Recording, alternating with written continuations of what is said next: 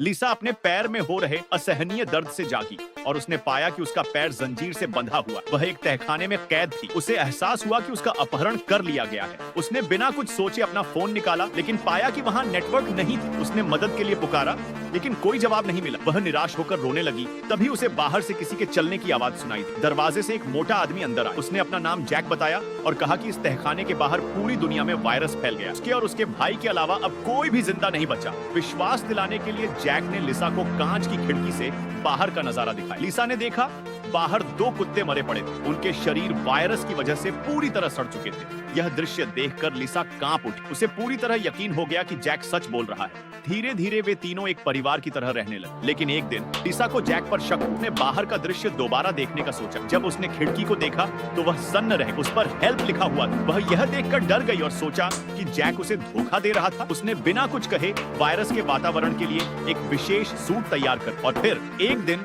मौका मिलते ही उसने जैक पर एसिड फेंक दिया और अपना सूट पहनकर बाहर निकल गया। बाहर आते ही उसने घबराकर अपना मास्क उतारा और पाया कि यहाँ कोई वायरस नहीं था। यह सब एक झूठ था। वह वहाँ से जल्द भाग जाना चाहती थी। उसने जैक की कार की चाबियां उठाई और तेजी से बाहर निकली। लेकिन तभी एक भयानक घटना घटी।